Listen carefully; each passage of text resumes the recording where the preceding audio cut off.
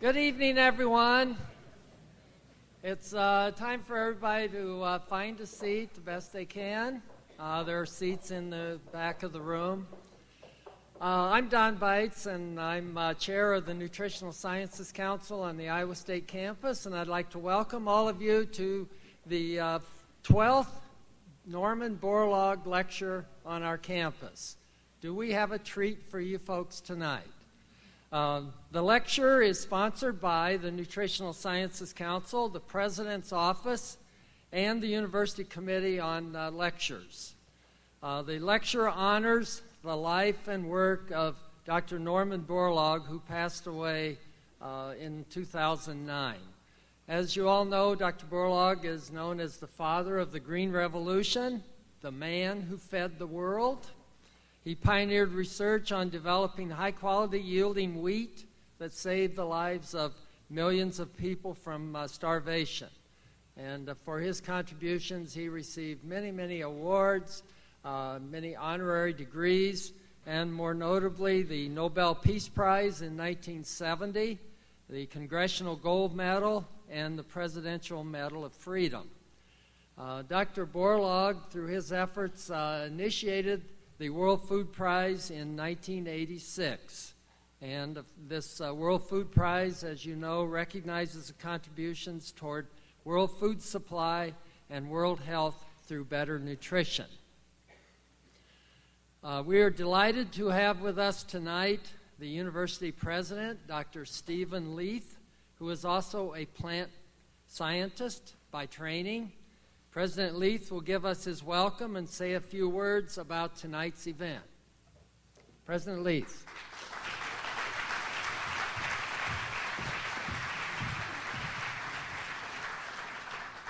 Thank you, Don. And I'm delighted to add my welcome to all of you for being here tonight at our annual Norman Borlaug Lecture at Iowa State University. One of the things that makes me proud to be president of this university is what I see here tonight. Here we are on a school night, a rainy night, and this lecture hall is 100% packed where we had to bring in more chairs. It makes me feel real good about the interest and the academic community we have here at Iowa State. And it's fitting we're crowded tonight because this lecture is one of the most prestigious and important academic events that we host each year at Iowa State University. It's an event of extremely high academic and public interest, not only here in Iowa, but throughout the nation, and indeed now the world, as it should be, because the World Food Prize has become the Nobel Prize of Agriculture, much to the efforts of Ken Quinn. Thank you, Ken. What we've done here is bring in premier scientific, government, industry, and policymaker leaders from around the world to be part of this lecture series. Events like the Norman Borlaug Lecture are also an important part of our high-quality educational experience here at Iowa State. I talked to the laureates earlier at dinner about the type of education our students at Iowa State receive. And events like tonight are part of that broader educational experience. But in the case of the Norman Borlaug Lecture Series, it's also a big plus for our faculty, staff, and the broader community who is invited to these lectures. Bringing speakers of the caliber of tonight's speakers is also part of our efforts to raise the academic profile of this university, something we're all focused on and attentive to. Having the World Food Prize laureates present invited lectures at our campus really makes Iowa State's spot on the map bigger tonight. In that respect, it's kind of a triple play tonight because there are 3 World Food Prize laureates in 2013, and we are honored to have all 3 of the 2013 World Food Prize laureates here tonight, and they'll be introduced shortly. I want to thank them for being here, and on behalf of Iowa State University, including our students, our faculty, our staff, and our family of alumni throughout the world, I want to congratulate them for this very significant and well-deserved honor. Moreover, I want to thank them again on behalf of the Iowa State University family for their monumental efforts to alleviate hunger and bring steady, sustainable food production and distribution to people in all parts of the world. Iowa State University is proud to join them and all past World Food Prize laureates in this effort. There is really no more important effort in the world today than feeding our growing population. I also want to extend a special welcome to Ambassador and Mrs. Quinn in the very front here. and the other guests from the World Food Prize Foundation who are here with us this evening. We're delighted to have you with us again for the Norman Borlaug Lecture, and to tell you how honored we are to be part of this tremendous celebration of the best known and maybe most important native son of Iowa, Dr. Norman Borlaug. Dr. Borlaug was a giant in meeting the difficult challenges facing our world, providing sufficient food and other resources to the world's growing population. His incredible achievements and his deep and abiding passion for helping people gain the knowledge and tools they need to sustain themselves, their families, and their communities should serve as an inspiration to all of us. Before I close, I want to also acknowledge and thank organizers and sponsors of tonight's event. The College of Agriculture and Life Sciences, the College of Human Sciences, and the College of Liberal Arts and Sciences, the Nutritional Sciences Council, the Plant Sciences Institute, the World Affairs Lecture Series, and the Committee on Lectures. I'm going to pause for a minute and talk mainly to the laureates because I don't know if they realize at Iowa State University, our Committee on Lectures is funded largely by the government of the student body. So to a large extent, you're here at the invitation and the support of the students at Iowa State. And we're especially proud of the way the students do that here on our campus.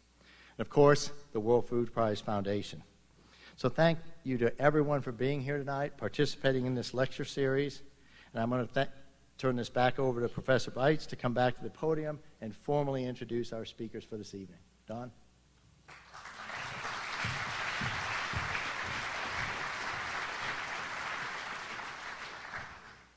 Thank you, President Leith. Well, it's a real pleasure for me to introduce the three 2013 World Food Prize laureates. But before I do that, I want to remind you that we have a 15-minute, thereabouts, question and answer period. At the end of the three presentations, there will be no question and answers after the individual ones, but we'll have a joint question and answer period at the end of the third presentation, and all speakers will be at the front to answer your questions. Well, our first speaker is Dr. Mary Dell Chilton.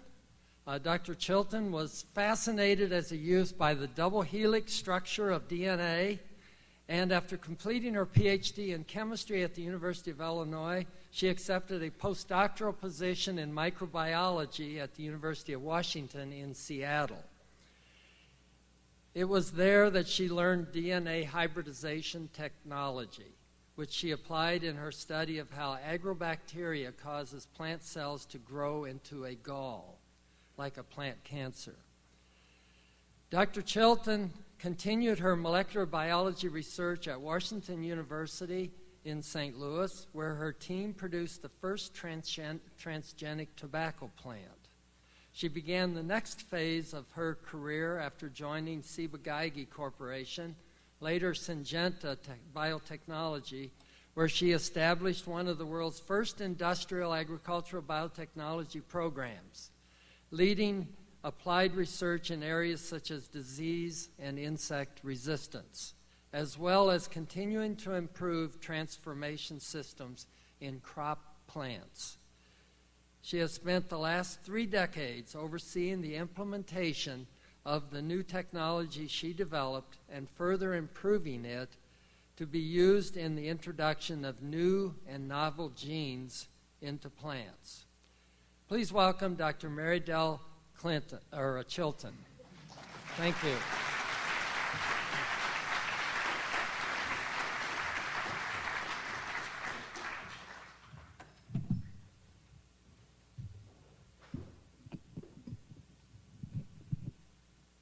Good evening. I'd like to begin by thanking Stephen Leith, President Leith, for creating this wonderful opportunity.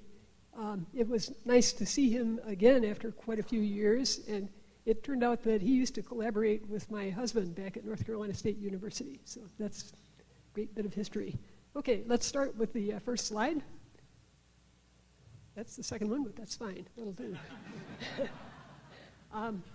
Okay, global agriculture has its challenge. We know that it's projected that 9 billion people will inhabit the earth by 2050. In fact, Rob says 9.6 is the latest estimate. I don't know. We have limited farmland in the world, We have limited water resources to grow crops to feed these people. We need to continue raising yields without increasing the resources that we use for that. We have to grow more from less. We need to use the tools, all the tools that we can, including genetically modified plants. Next. Pests can cause multiple problems. There's a group of lepidopteran pests, we call them little caterpillars, that really chew up the plants. They track in fungi on their dirty little feet and cause stalk rots, and they put mycotoxins into the yield sometimes. They can carry viruses. They can make the effects of drought even more severe than they already are. They can actually do more than just nibble on the plant. They can kill it. Next. Growers have rapidly adopted the biotechnology crops, the genetically modified crops. Processors, others perhaps in Europe would do so if only they hadn't been frightened by the concept of the genetically modified crop. We know that herbicide tolerance enables the grower to use lower amounts of greener herbicides. We know that insect control by Bt protein in crop plants reduces the yields of insecticides. That's greener. And quality traits are in the pipeline. A few are out, improving oil, protein, etc. I'll show you one quality trait in a minute.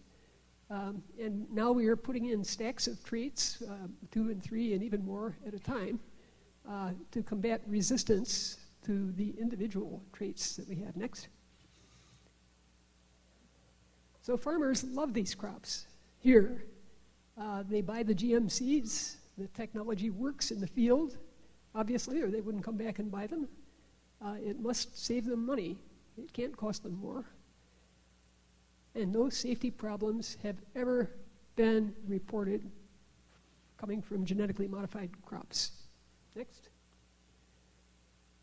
Genetically modified foods are banned in some parts of the world, as we know. In third world countries, I suppose that education is an important issue, an important piece of this problem.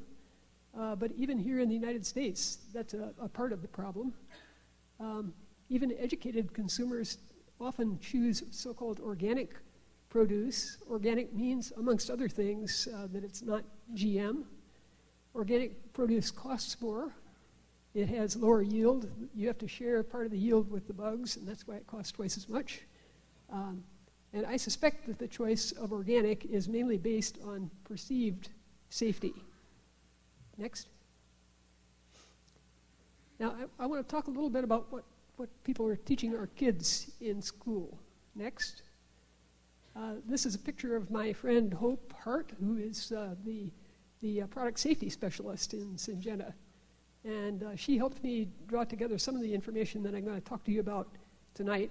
I'm talking about stuff I didn't know about until last week, so in part. She has a 5th grader at home, and her 5th grader came home and told her they were studying plants in school.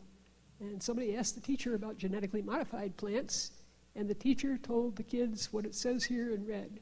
GM foods are not healthy. They are bad for you. End of discussion. So Hope and I are going to go and talk to that class. We have to pay attention to what ignorance is being taught in public schools. Who's going to tell those kids? Maybe some of you have 5th graders in school or some other grade. Maybe we need to pay attention to what kids are being taught. Next. GM food is safe to eat. How do we know? I'm going to tell you some of the safety testing that's done in a little more detail. First, we have to show that the new protein that's made in a genetically modified plant is safe, is not toxic to mice. So we do an acute toxicity test. We feed each new protein, however many genes we put in, making a protein. We have to test each isolated protein in one dose at 2 grams of protein per kilogram of mouse. That's about 1/10 of a gram per mouse, which is a pretty big bite for a mouse. And they have to live through the experience, obviously, and they do. To get enough pure protein to do the test, we purify it from bacteria by overexpressing our gene. So it's a standard tox test, the same thing we do for pharmaceuticals. Next. Now, if I tell you that it's not bad for you, I want to tell you also that it is good for you. That is, the genetically modified crop is just as nutritious as the original crop that we started with before we put that gene in there. We demonstrate that it is as nourishing as the non-genetically modified grain. We test 120 broilers at each of 2 doses. See the little chickens up there? Versus controls that are fed the same diet made out of corn that's not genetically modified. And the weight gain is monitored, and it better be just as good as it was before the modification. We also do a similar test with rats. The genetically modified corn is ground up and put into a rat diet. 40 rats, half male, half female, get the genetically modified diet, and 40 get non-genetically modified control. And the weight gain, again, is modified. I understand that we're not rats or chickens, but it's the best we can do to demonstrate this. And a lot of the corn, anyway, is used as animal feed. Next. The next worry is, will I get allergic to this genetically modified stuff? What we do to look out for that is we use bioinformatics at the beginning of the project to see whether this new protein that we intend to put in looks anything like any known toxin. Secondly, we purify the protein. This is long after we're into the project. We purify the protein and put it into a so-called artificial stomach and watch whether it's digested rapidly. If the protein breaks down to amino acids, which are not toxic, then it seems like it would not be able to raise any allergic response in people. So this allergenicity question is probably the most challenging one that we have to test for. It's not perfect. It's the very best that we can do, and it satisfies the regulatory agencies. Next. Let's talk about labeling laws. Sorry to skip around like this. I'm trying to cover a lot of different issues in one short talk. Labeling laws, they take away choice. They say they add choice so you can choose a non-genetically modified crop. But the truth is, you can already do that. You can buy organic crops rather than non-organic. So I think it's going literally to take away our choice to buy genetically modified. Rather than increasing choice, it'll reduce it. The consumer can already avoid the genetically modified crops if he wants to. So the opponents do not want the labeling laws in order to give themselves more choice. They want it to take away our choice from other people with different views. Next. Let's talk about harm to the environment. Non-target organisms, will they be harmed by some of these pesticidal crops, BT crops, for example? Well, if the non-target organism takes a bite of our genetically modified plant, it has become a target. We can be concerned about scattered pollen falling onto a weed that the butterflies might nibble on. And that's a problem. It'll happen once in a while. But statistically, by far more butterflies are killed by automobile windshields than will be harmed by pollen blowing onto weeds near the field. What about outcrossing to related weeds? Genetic modification is not the cause of this. It didn't create it. It's been going on all along. We began looking to what extent that happens since genetic modification has come on stream. Certainly, we find that it does happen. Things do outcross to related weeds.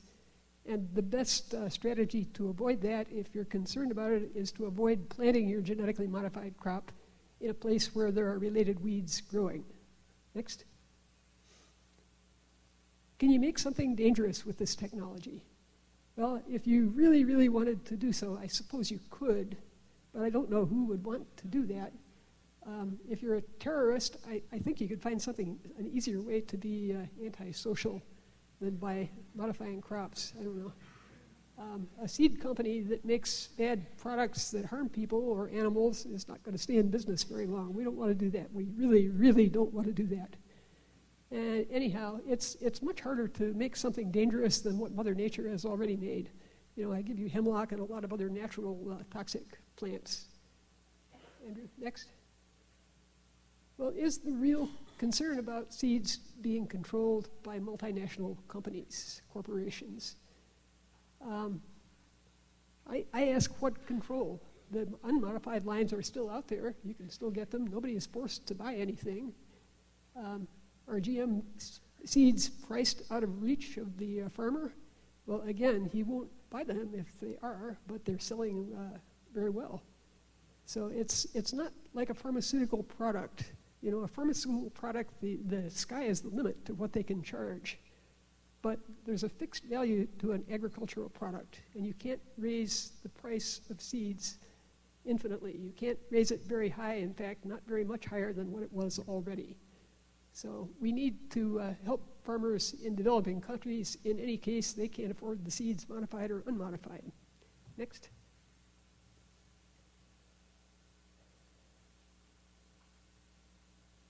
I want to comment further on why it is that all this work is being done in industry and large companies. The reason is that it can best be done in industry. The technology, and I work at the bench every day now. I'm not an administrator. The technology is so complex that it takes probably the expertise of 50 people to make one genetically modified crop plant. So the need for that diverse expertise means you've got to have collaboration. You've got to work together, and to a greater extent than is probably possible in the university setting. The cost of the research is quite high, and the time scale is long compared to what the research grant cycles typically have been. Inventive parts of projects may get done in academia. Probably the most creative part may be done in academia, and collaboration with industry will bring it to the market. For me, 30 years ago, I had a tool looking for work to do, and industry was the right place for me to move. So I did. Next. And I thank you. I hope I haven't run over my 15 minutes.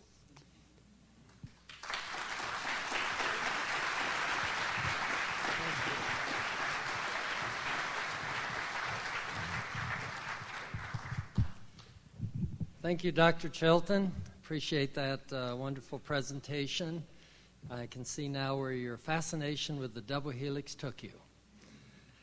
When did you all learn about the double helix? Can you remember when you learned about the double helix of DNA? Our next speaker, Dr. Robert Fraley. Dr. Fraley is currently the Executive Vice President and Chief Technology Officer at Monsanto, and led the successful introduction of Monsanto's Roundup Ready crops in the mid-1990s. The genetically engineered soybeans were resistant to the herbicide glyphosate, commercially known as Roundup. When Roundup Ready seeds were planted, a farmer was able to spray an entire field with glyphosate, and only the weeds would be eliminated, leaving the crops alive and thriving, and the field beautiful, as you know. Dr. Fraley did his undergraduate education and graduate training in microbiology and biochemistry at the University of Illinois, followed by a postdoctoral research appointment in biophysics at the University of California, San Francisco. He joined Monsanto as a research specialist in 1981 and led a plant molecular biology group that worked on developing better crops through genetic engineering. Building on the discoveries of Mary Dell Chilton and Mark Van Montagu, Dr. Fraley and his team produced the first transgenic plants using the agrobacterium transformation process. Dr. Fraley grew up on a small Midwestern farm and could see the potential that this emerging science offered to farmers across many countries, many crops, and farms of all sizes. He often went out into the fields to observe local agronomic practices and talk with farmers to ensure that they would be offered solutions that worked better than any alternative. He has also championed making biotechnology accessible to smallholder farmers. Dr. Fraley.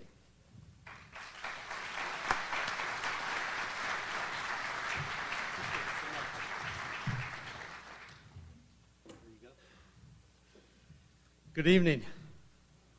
This is a tough presentation. I've been keeping one eye on the Cardinal score, and they're down 2-0 in the fourth inning. So, just keep me posted there.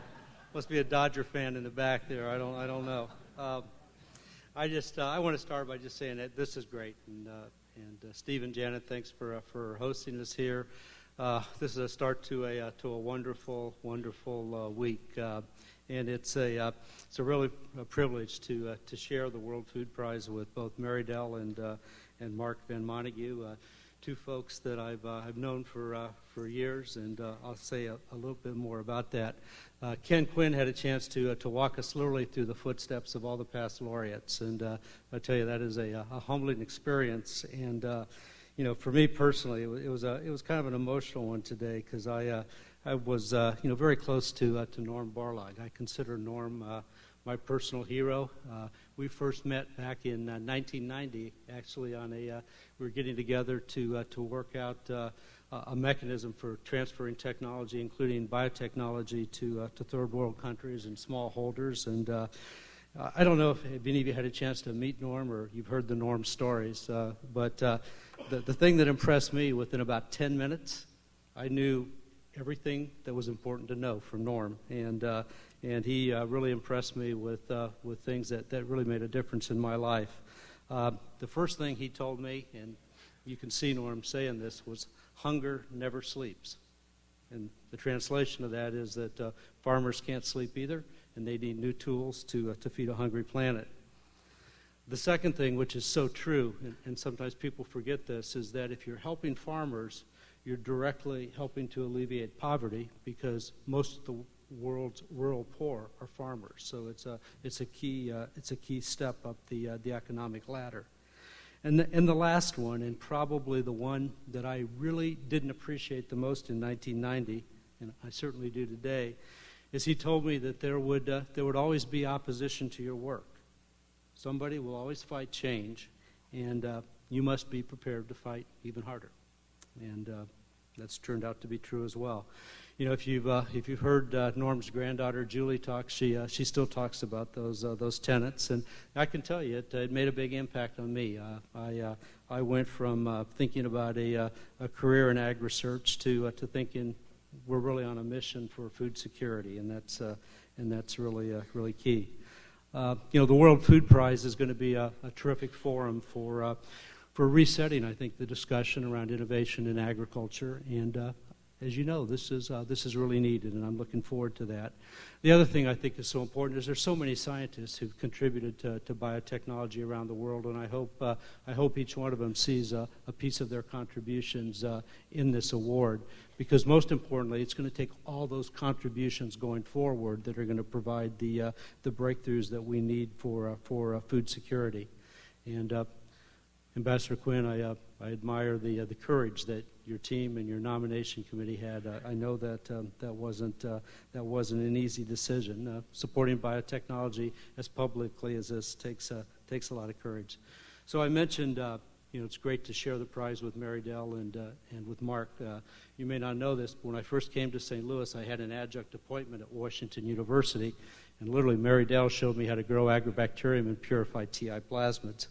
And Mark and his colleague Jeff Shell were visitors to St. Louis, and I've had a chance to visit them in Belgium and Germany over the years.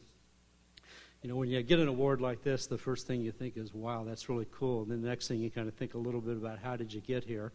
I've probably spent more time looking backwards in the last couple of months than I have in my whole career, but I can tell you it just seems like yesterday that we were in our laboratories in St. Louis, and I was there with Rob Horsch and Steve Rogers and Ernie Jaworski, and we were battling to get those genes into petunia plants. You talk about a real challenge. Work on petunia in an agricultural chemical company. But we were able to do that. The genes got in, and that opened the doors for crop improvement, and I think it's really changed how we farm today. The first GMO products, Roundup Ready soybeans and Bollgard cotton, so genes designed to help farmers improve their weed and bug control, were launched in '96. Since then, the advances I think have been pretty cool, and the adoption has been beyond anything I could have ever imagined, beyond my wildest expectations. And farmers everywhere have adopted this technology because it works. It lowers their costs. It improves their yields and their profitability. And just as a benchmark, biotech crops today are grown on about a quarter of the world's farmland. So that's pretty incredible to think about it, and it just simply makes farming easier and better, and it improves the environment. And Mary Dell's talked about that. A lot of people don't appreciate that the vast majority of the farmers who are growing GMO crops are outside the United States, and they're in developing countries.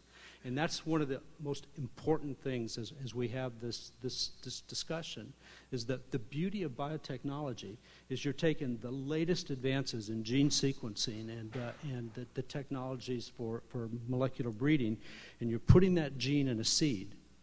And there's never been a technology that's been as scale neutral. Think about it. Every farmer knows what to do with the seed, and if you can give them a better seed, you've really stepped up their ability to produce yields, and that's what's really key. I tell you that I've been doing this for 30 years, but we are absolutely at the tip of the iceberg in terms of the types of innovations that are coming, and we're going to see new genes to control new bugs and new weeds, and new GMO traits for protecting against drought and enhancing yield and nutrition. Drought, I think, is so special, and I can tell you, and it was mentioned, that I grew up on a small farm in the Midwest, on my dad's farm in central Illinois, and the most vivid memory that I have growing up as a kid is watching my dad at the dinner table on a hot July night. The storm clouds are building in the west, and the storm goes, about a half a county north, and we didn't get the rain, and you just know we've lost a lot of yield, and how frustrating that is. But through these advances in biotechnology, we've been able to launch our first biotech drought gene this year, and that's been launched in the U.S. It's called DroughtGuard, and it's based on a key gene that alleviates stress in bacterium. But drought is a universal challenge, and clearly with the changing in climate and weather, we're going to see more of it. And that's one of the reasons that we've worked in a program to donate the drought technology to Africa, and we're working in conjunction with the AATF, with the Gates Foundation, and with CIMMYT to bring that technology to Africa farmers. And the importance is that the maize is to the African diet as we know rice is to Asia, and so having that stable carbohydrate and nutrient source protected against drought will be key. As one of the guys, along with Mary Dell and Mark, who advanced these techniques, what I would tell you is probably the greatest contribution of biotech hasn't been the transgenes and the GMOs, but it's really been the way these tools of biotechnology have changed breeding. The ability to sequence every single gene in a crop and map and tag it is literally changing how we breed crops today. Once you know the location of all 33,000 genes in a corn plant and every single gene in a tomato plant, you can breed more effectively, more efficiently, faster, and dramatic results. The bottom line is higher yields and better yields. And in many ways, and I used to talk to Norm about this, is effectively what's happening today is the science of the green revolution and the gene revolution have effectively converged. And plant breeders have become literally molecular breeders, breeding gene by gene every time they make a cross. And now what's really exciting on the farm is we're beginning to see the convergence of the big advances that have been made in biology along with those advances in information technology. And that's really, really exciting. So think about it this way. On large farms now in the U.S. and Brazil, computer-controlled tractors are being sent signals to plant literally fields meter by meter. And that's a level of precision that's never been possible before. But it doesn't stop or end there. In India today, farmers are getting agronomic advice and weather information over their cell phones on a real-time basis. And so this ability to interact at both the biology and the electronic and the information technology level is key. And I really think the marrying of these two revolutions on farms big and small around the world is a game-changing technology for the future. And, as was said, and everybody here knows, that's absolutely important because the challenges, facing agriculture are absolutely staggering. We've talked about population growth, increased food demand, the global warming is clear. That's going to create evolving pest and disease challenges, and we're going to have that continued competition for land and water. That's really the reality of farming in this century. If you talk about demand, you've seen the numbers. The UN has revised the population growth numbers for 2050 to be 9.6 billion. That's an increase in almost a third of the world's population. And importantly, and you know this, that the fastest growing populations tend to be in the driest, some of the hungriest, and probably some of the least stable areas around the world. And it's this combination of population growth and soil degradation and the lack of water that I think not only threatens food security, but it really threatens political stability in those countries, and that's key. So, we know that if that mid-century world, that 2050 world, is going to be a lot more crowded, it's going to be a lot hotter, a lot drier, and if we don't do our jobs, it could be thirstier, hungrier, and more fragile. And, 2050 sounds a long way away. I talk to the students here.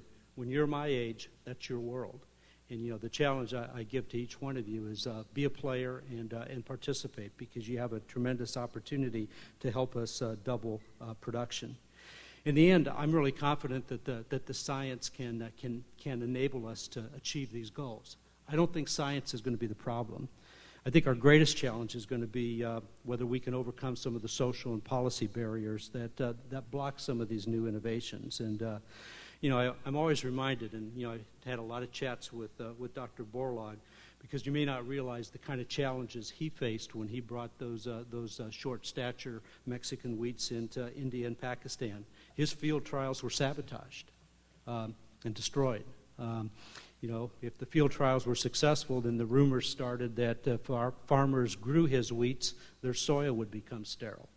If their kids ate these wheats, they too would be sterile. So these are obviously attacks are ridiculous, but unfortunately they're not that unique. And we've seen everything from the pushback on pasteurization of milk to hybrid crops being rejected all the way through the last century. Just a few months ago we saw field trials of golden rice destroyed. And I always keep thinking about Dr. Borlaug's words that you must be prepared to fight even harder. And I think that's what we need to do. And I'd be the first to admit that my company and our industry probably didn't understand these lessons as well as we should, and we could have done a lot better job of listening. And as a company probably most often associated with GMOs, we appreciate that we need to do more. And the first thing I'd just like to say and reiterate, and Mary Dale made this point, these products have never been compromised on safety. These are the most thoroughly studied food products ever launched commercially. And in 20 years of commercial use, there's not been a single food or feed safety issue associated with this technology. And all of the analysis and all of the studies have confirmed that these products are safer than any product from the traditional breeding. But there's still a gap, and we need to do more, and we are prepared to do that. You're seeing the industry put out a lot more information. We just launched a website a few weeks ago on GMO Answers. In the first week, we had 30,000 hits on that website. And just a couple of weeks ago, the Grocery Manufacturers of America opened up their website, The Facts About GMOs, where they're explaining how important GMOs are for the food industry and why they're safe. And it's really important because our ability to feed 9.6 billion people depends on us being able to bridge the perception or the gaps that exist, and I think we can find that common ground position, and that's key. And I think if Dr. Borlaug were here today with us, he'd be very proud of a lot of the science. But knowing Norm, he would immediately focus on the bottom line and the challenges that we need to achieve and make happen. And that's where we need to focus. And I again like to congratulate the World Food Prize for jumping into this discussion because it's really an important one, and you can take a leadership role in really demystifying agriculture and food production for a lot of people. It's not going to be easy. It's going to take a collective effort of everybody, and everybody in that chain has a role. The universities, the NGOs, companies, and governments, and that's what we need to do. And I'll tell you, we as a company, Monsanto doesn't have all the answers, but what we believe is that technology innovations are a really important part of the solution. And I can tell you that we're willing to collaborate, and we're willing to share, and we're really willing to basically do whatever it takes to move this dialogue forward. So thank you very much.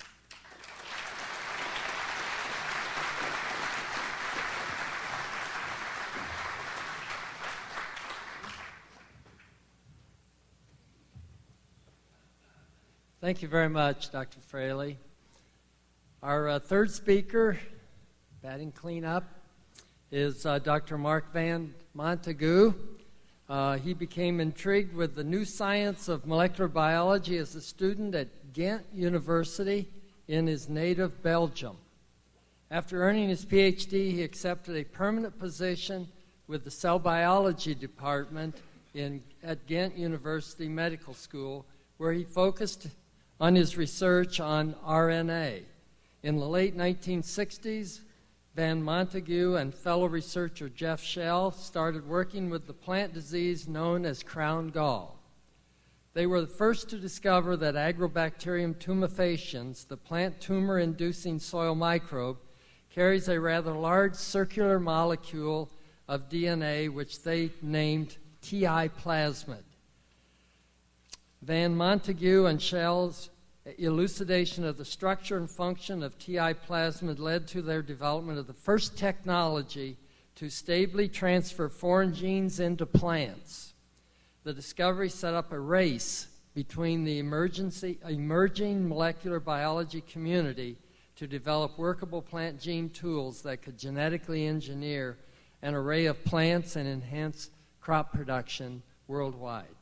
Montague went on to found two biotechnology companies, Plant Genetic Systems, best known for its early work on insect-resistant and herbicide-tolerant crops, and Crop Design, a company focused on genetic engineering of agronomic traits for the global commercial corn and rice seed markets. In 2000, he also founded the Institute of Plant Biotechnology Outreach, with the mission to assist developing countries in gaining access to the latest plant biotechnology development and to stimulate their research to become independent and competitive. Dr. Van Montague.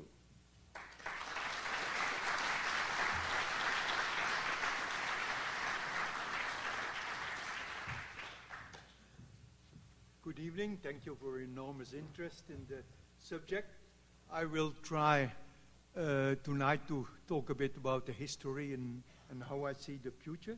So the first slide you see here was taken in Ghent in 1974. We organized there the first, in Europe, the first meeting on sequencing nucleic acids, DNA and RNA, and on gene cloning.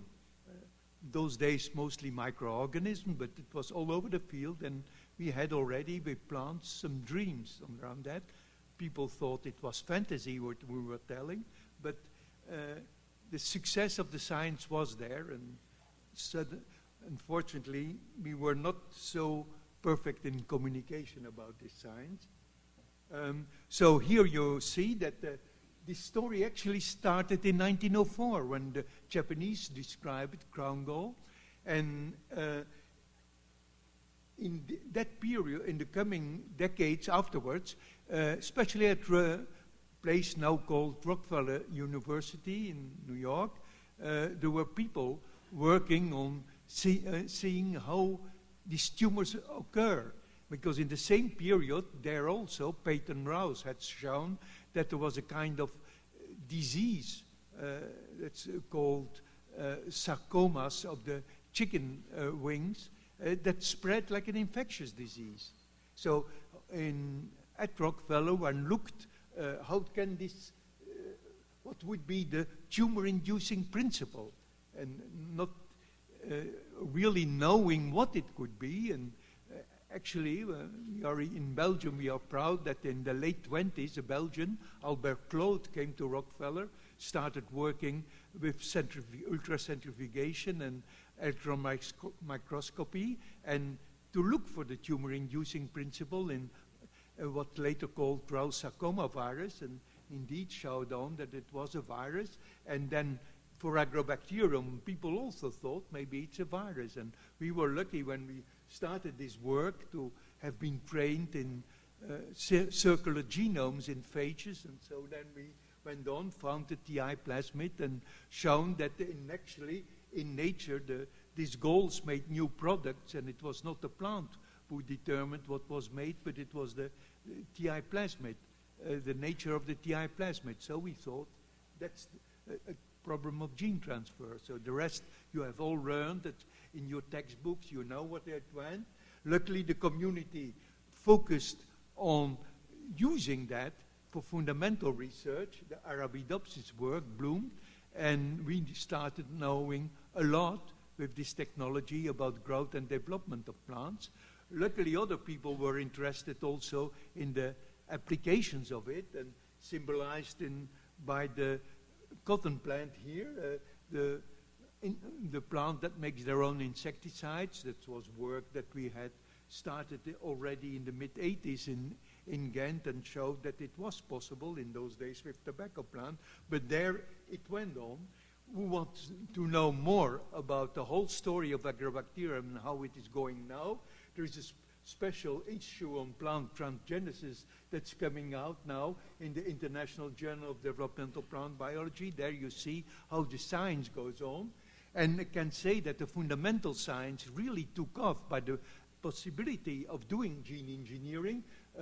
If you see the first papers on plant gene transfer were in 1983, 30 years ago, and then it took some time before really plant molecular genetics took off, but it really went. Then, of course, today, with all the science that we have and all the sequence possibilities, people talk about systems biology from plants, and just like you do it in yeast today, still a bit far, and I'm afraid it's better that we don't lose track of the tree and also of the forest behind it, because the molecular biologists and the systems biologists will only have success if they really work with people who know what plants are, with the plant breeders, the agronomists, and for that the land-grant schools are so important here in the States.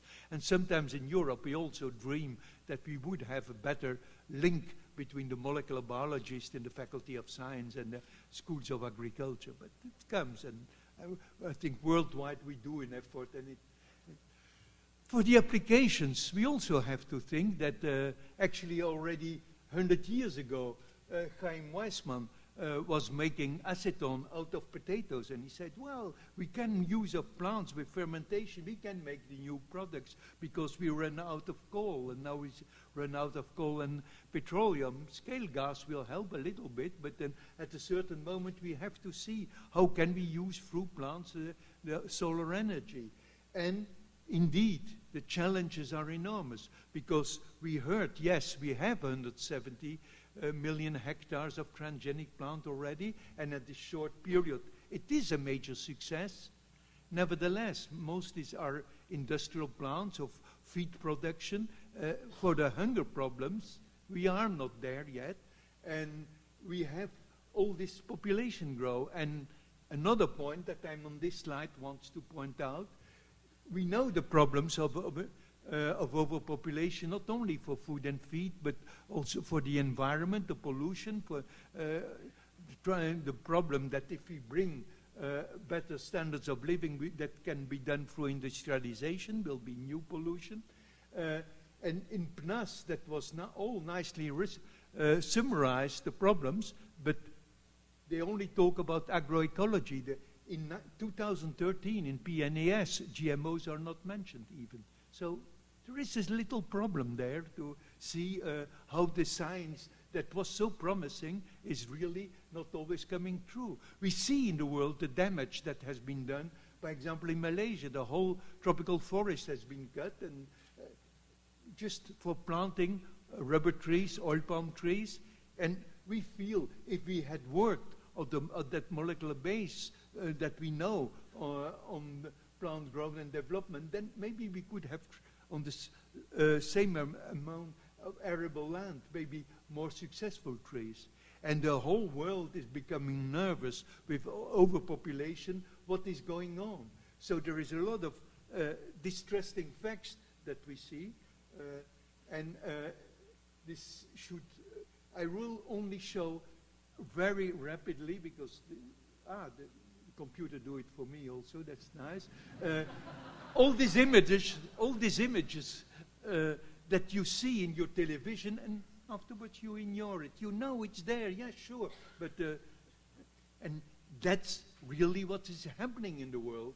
That's all this damage that we do to our planet, all the people suffering and have no resolution. Science could bring it, and it's not strange that people protest. In last year in Rio, there were many 100,000 people who were angry on big companies because they didn't take solutions for that. But I don't say they are right, because mostly they marched through disinformation and with false information. But society, if they feel like that, we have to be concerned. And luckily the Brazilian government could push through the slogans that we had heard in the Millennium Goal already, fight hunger, fight poverty, save the planet. And that's slogans, but we should make that it are not slogans, that we can see, that we can realize that. And so we have to work. What can science do for sustainable intensification? We have to double, and we have the technologies. We have to see that we can apply it. And most people will only apply a new technology if they see the advantage, if they see the profit. So it's extremely important that we can find the right products, and we know in the laboratories they exist. But the regulatory that was built up through all this false information that was against GMOs that was circulating, with these regulations, these products cannot reach the market because it's too expensive to do that. So I think for all of us, it's important to see, yes, in the laboratory we do the discovery. We like to stay with the fundamental because it's enormous progress, but we have to make the products, and most of all, we have to learn how to communicate it. And all of us, and especially for the young students, this communication is extremely important. And we have to realize that we have to work not on the 2 or 3 of the major crops, but on the orphan crops. In the United States, in Europe, we don't know about orphan crops. We have about 20, 30 major crops people are working on. But if you go in Nigeria, or if you go to the poorest countries in Africa, it's only orphan crops. So we have to learn to transform them. That's why the work of Kan Wang here in Iowa State University is so important, to make schools all over the world that can tackle this type of information. And that is what we have to do.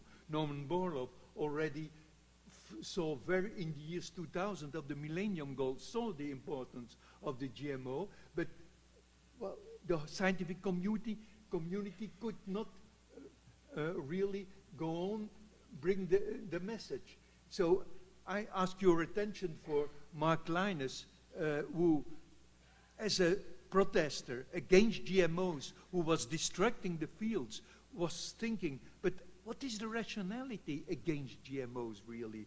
And he found out there was no rationality, it was only emotions. So he immediately changed camp, and, finally, after 10 years fighting GMOs, and then I think he, as a new convert, can help us and has the strength and to see that we should look in our own thinking.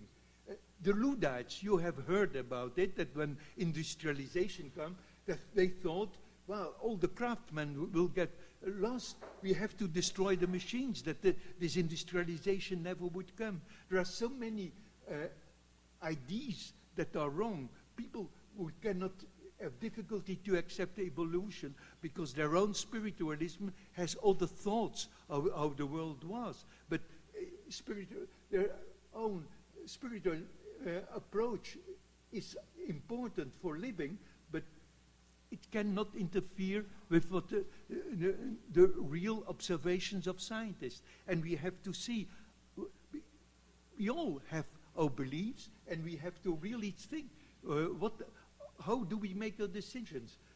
Some of you know Daniel Kahneman. It's a rather voluminous book, but I strongly advise it, Thinking Fast and Slow, because really it's to show that we all take the decisions first by belief. And then we even try to find observations that enforce our beliefs.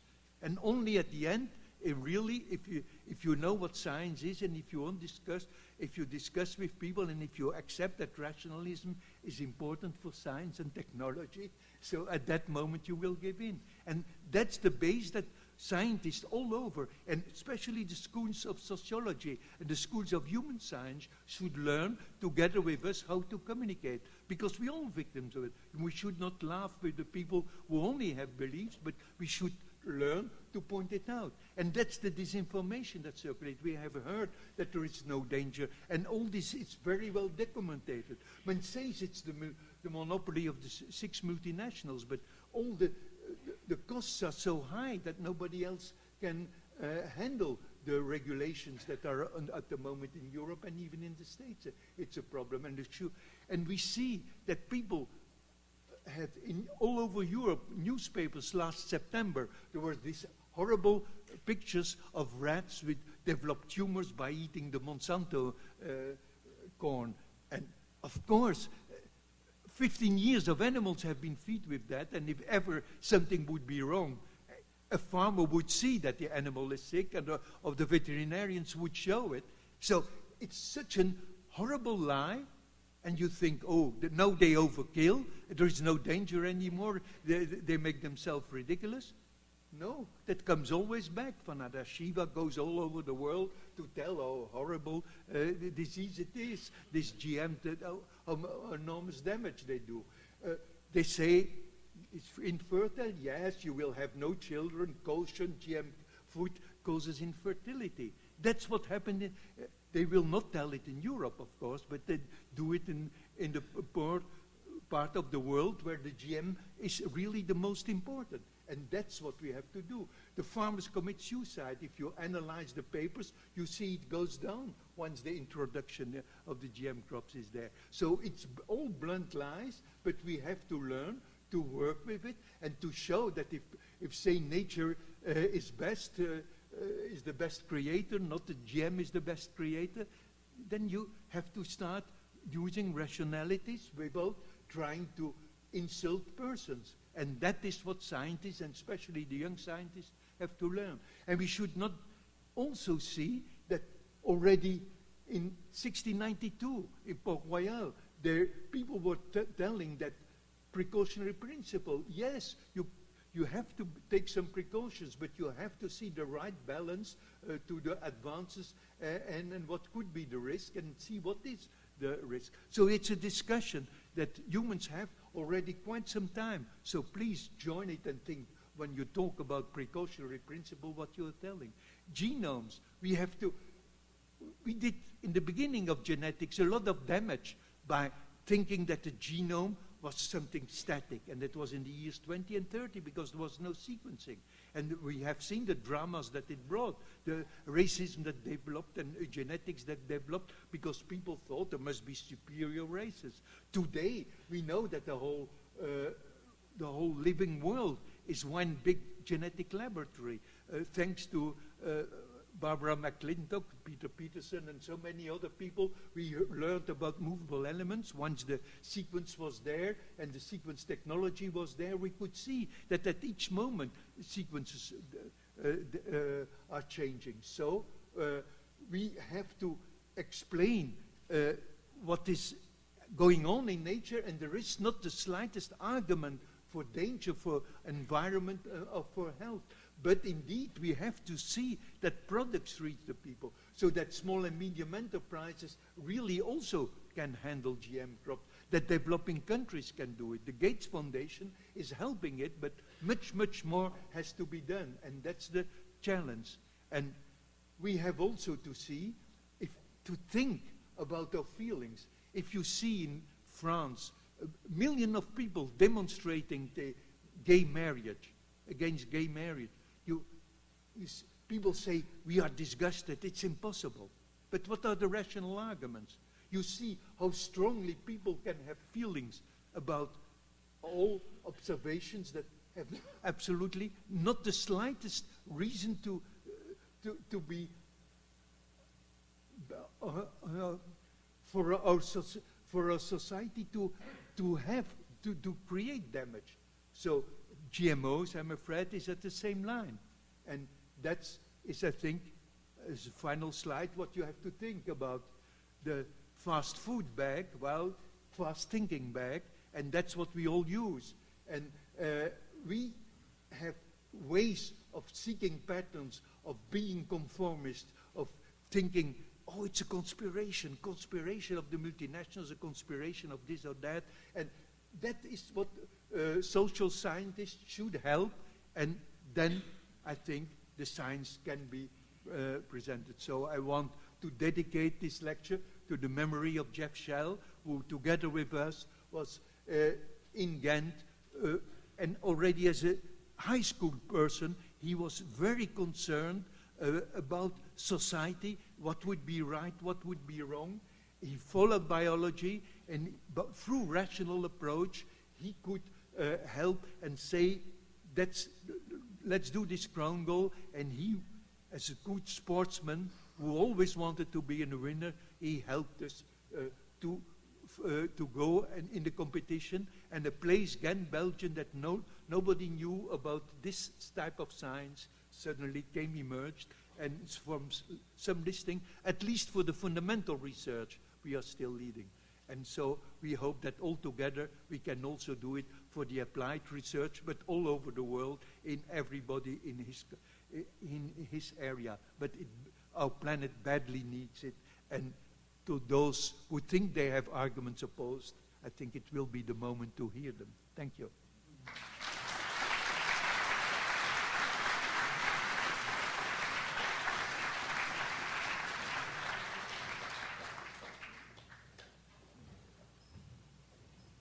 Well, thank you very much, Dr. Montague.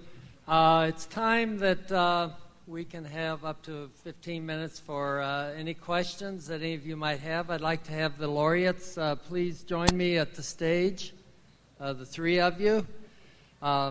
In the meantime, while they're coming up, I want to remind you that this is World Food Prize Week in Des Moines, and it's going to culminate in the awarding of the World Food Prize on Thursday evening at the State Capitol building.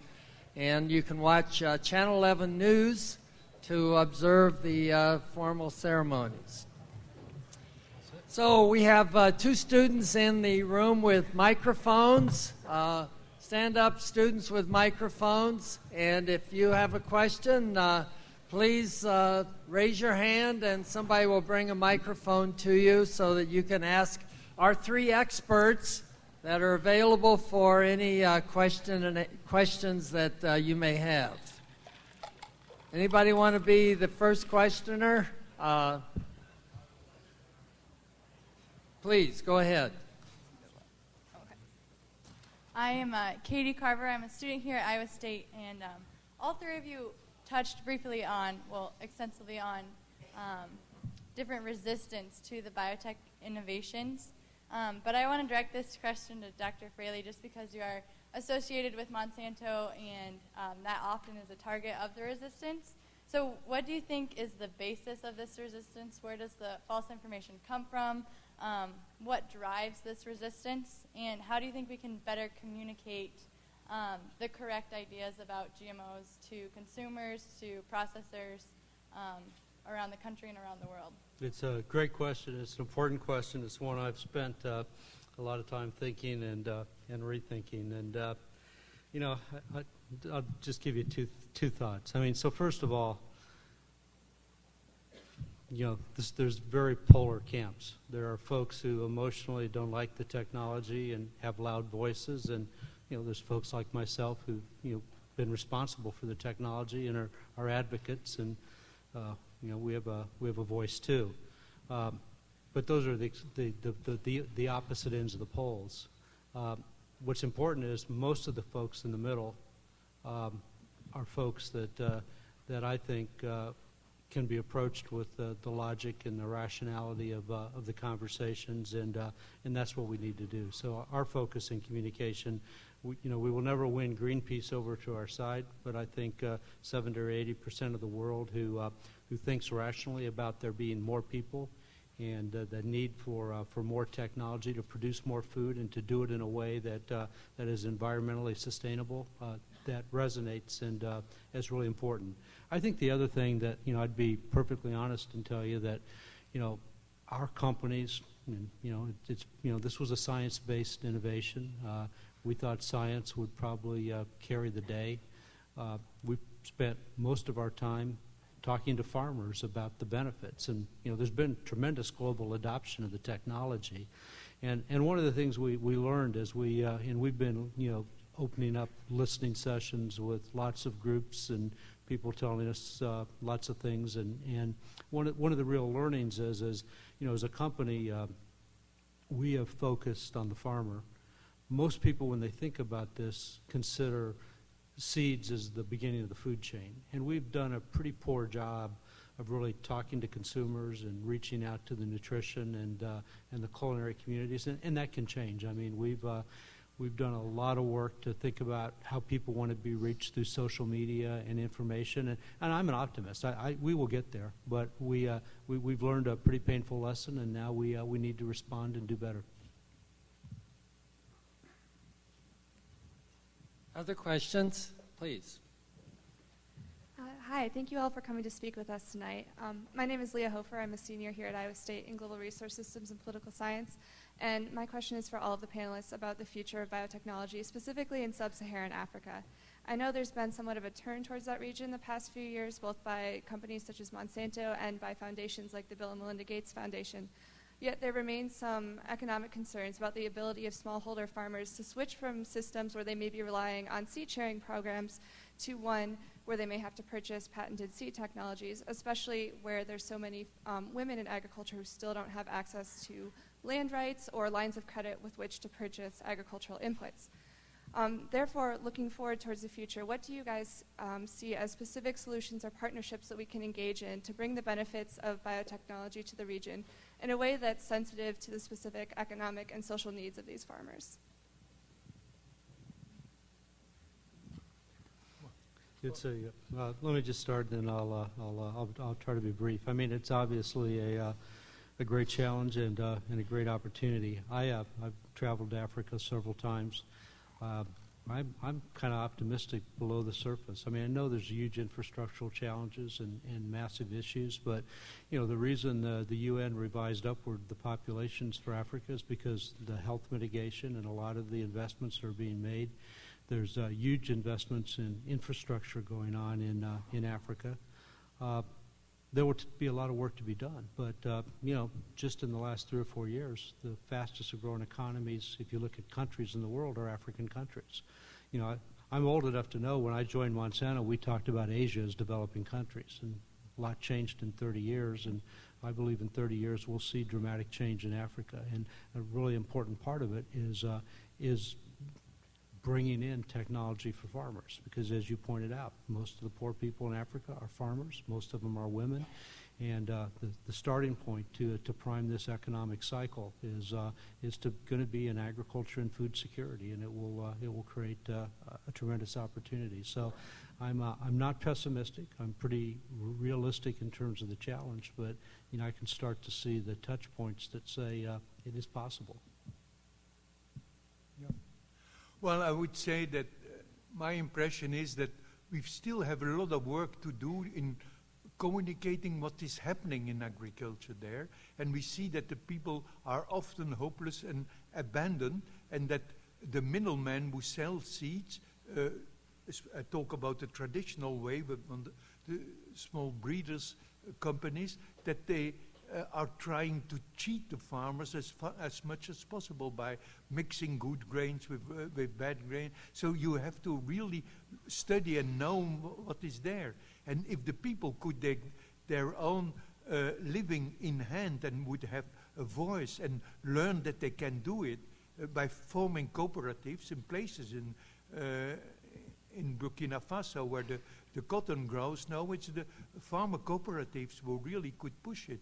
And then it gives some confidence, and then they can come some structures, and they need to have the facts that something is positive for them. So it's up to us to study for the orphan crops, what are their needs, what would be possible, and not dreaming and not making grand schemes, but really live with them and ask them. And so we have to, there are young people who want to do it. So we have to find structures that it can be done, and that moment the best of our technology can do. And I think that's also a certain concept that the Gates Foundation has around it. I really don't have much to add. These are the best answers we can come up with to extremely hard questions, and I support what my colleagues have told you. Other questions for our experts?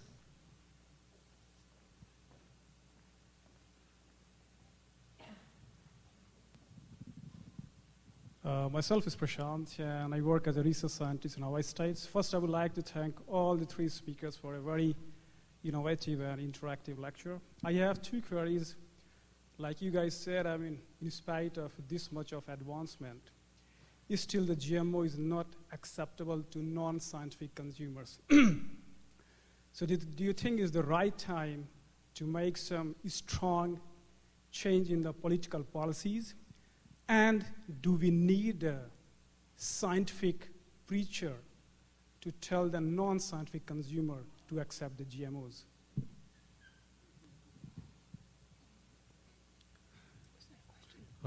It's a great question.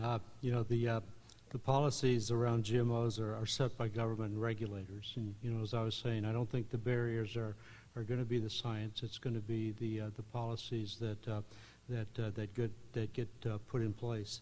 I think the challenge on GMO acceptance is a little bit different in every part of the world, I think it will probably take a different solution set. I think the general approach is you have to get alignment on safety first. If you don't get alignment on safety, then none of the other conversations will matter, and that's been a challenge in a big part of the world, and I think that's where you're seeing a lot of focus on the new communications that are coming out from the food industries and from the companies, because there is really no excuse for those rumors to persist. I mean, these are the most thoroughly studied crops ever made by man. They've gone through thousands of studies, and the data has been reviewed, and the performance. This is not a new experiment. I mean, the first biotechnology experiments were done in the 70s. The first crops were made in the 80s. The products were launched in the 90s. There's been 20 years of experience with GMOs around the world, and there's not been a single safety issue, food safety or feed safety, associated with a biotech crop. And that's key. And until we can get to that point, I think the other questions on acceptance are ones that are part of the legend. I mean, that one probably, as a scientist, hurts me the most because it's so unfair and so untrue. The other one that I hear a lot, and I heard it on one of the call-ins from one of the radio listeners today when we were doing an interview, is this belief that farmers will somehow be addicted to technology and corporations will ruin their lives. Let me tell you one more time how I grew up. I grew up on a farm. I watched my dad spend hours deciding on what purchases and what inputs that they would put into their fields. My experience is that farmers, whether they're men and women, are very shrewd businessmen. They will not pay an extra penny for something that doesn't work and provide them benefit. So the idea that farmers around the world are somehow being duped to buy seeds that don't work or don't add value, it's just simply untrue. You're not going to fool tens of millions of people with technology. They're using this technology because it works, it improves their yields, and it improves their lives. And that's what's key. And so, we've got some very basic communications to get to, and I think a big part of our the ability to to move the dialogue forward is to just have those kind of frank and direct conversations, and do it in a way through the social media and the other avenues that that are going to be important. And I think that will be a big part of the key for the future. If it's true what I guess Mark said a little while ago, that the middlemen in the seed business mix in bad stuff with the genetically modified seeds, maybe the lesson is that we need to be more vertically integrated and not let the middlemen touch these seeds. Let them go straight to the farmer somehow. Well, that's why Monsanto takes good care with the extension services and that the seeds have quality when they reach it. But to come back to the remark that is made, yes, what Rob says that the farmer will accept it is right, but politic decisions and the legislation is never made by the farmers. It's the majority of the people who vote for it and more not really seriously informed, because they are not directly concerned. They hear a lot of freaky stories and they say, I don't understand it, but as long as I don't see what's in for me, why it is important, I can as well ignore it. And that's the majority of the people who take the decision. So we badly need products that people see is really important, and that we can show that in developing countries they are helped. So that's why we need the possibility to work on the orphan crops, that we have to see that whole groups of people have advantages with this technology. And that is still a long way to go, because the opposition has blocked that rather tightly. I told you the story that Norm had a tough time getting these wheats into India and Pakistan, and we go back, and there's always a special relationship that people have with food, and we've battled pasteurization, and I was talking earlier, I mean, steel plows in the U.S. were a lot of people shunned them early on because they thought those iron oxides were going to contaminate the soil, and there's a whole history of opposition to innovations in food and agriculture. And I would tell you, most companies, certainly Monsanto was very slow to understand the impact of social media. I mean, we would put out press releases, and we would do our regulatory approvals, and we would talk the way we've talked traditionally. The world changed, and a website or a tweet can change a lot of dialogue, and it needs to be addressed differently. And I tend to think that there are so many. There are so many, facts out there. This isn't a question of facts anymore. This is really a question of emotion and trust and being able to talk to folks in the way they want to be spoken to in the media that they'll listen to. And that's what we need to do different, both as a company and as an industry. And we're going to need your help. It won't be done just by a company. It's all part of, I think, our responsibility for that next generation, whether we're in a university, in a company, in a government, or in an NGO. We have to look at that challenge. I mean, 2050 is not very far away. We will have to produce more food by 2050 than we have in the entire history of the world to feed 9.6 billion people. The ambassador said it. I've heard Steve say it. This is the greatest challenge the world has ever seen, I think, to be able to do that. And it's going to sneak up on us very, very quickly. Well, I'd like to say that we've exhausted our 15 minutes of question and answer period. The laureates will be here at the end of the hour, at the end of the program, to answer any other specific questions. I'd like to call President Leith back to the stage for a special presentation to our honored guests tonight.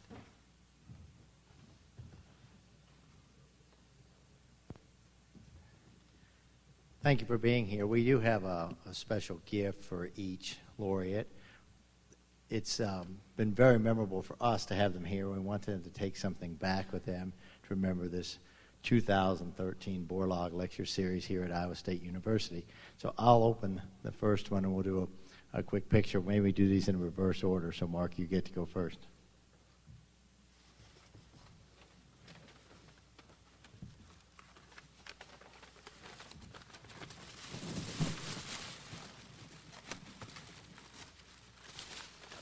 safely.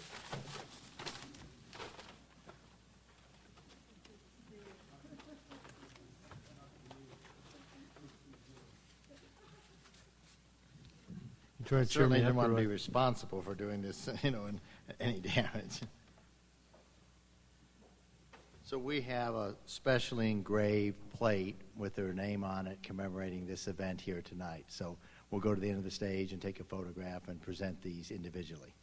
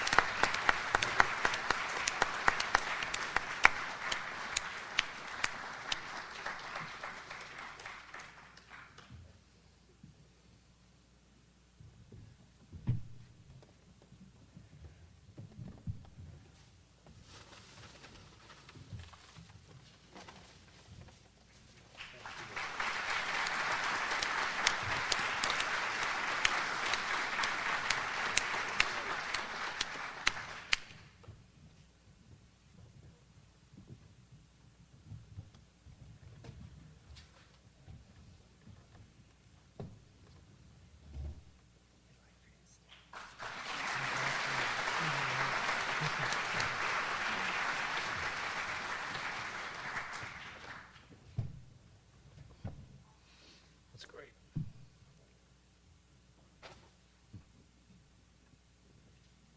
You should read the plate. Shall I read it? Someone, yeah, please. All right. Yeah. The edge of the plate, please.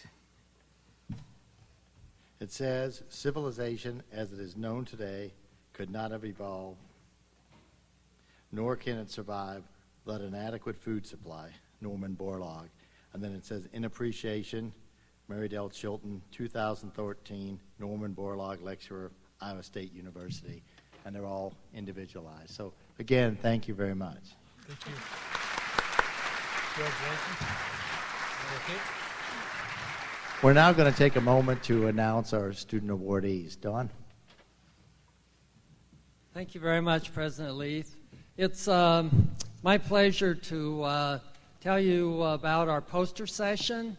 Students were invited to submit posters, and many of you had a chance to look at some of the posters and learn about some of the high-quality research that's going on by our undergraduates and graduate students.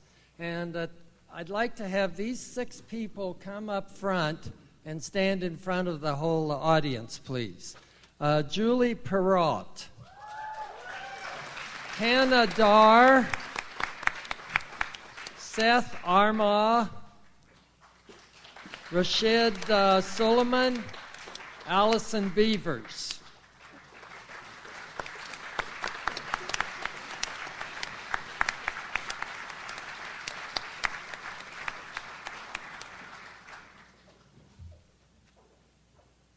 And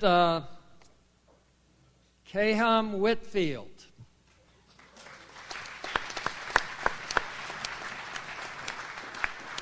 So, third place for our undergraduates, Hannah Dar. Hannah, please come across the stage.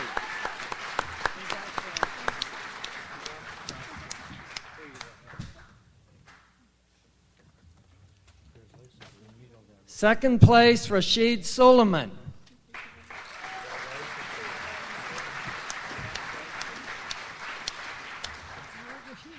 Good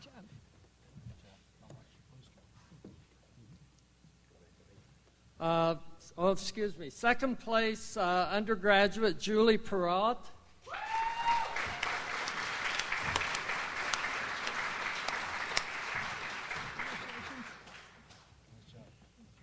First place, undergraduate K.M. Whitfield.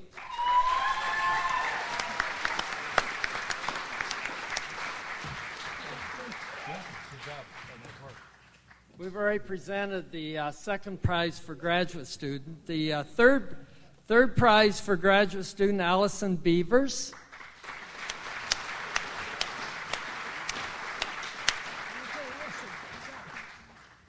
And the first prize for our graduate student competition, Seth Armagh.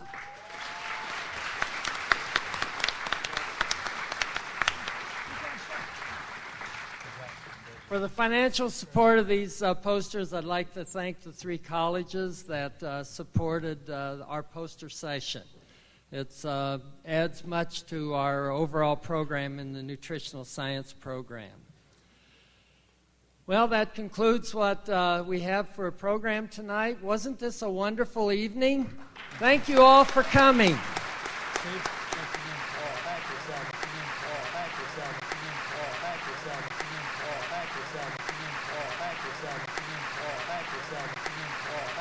you.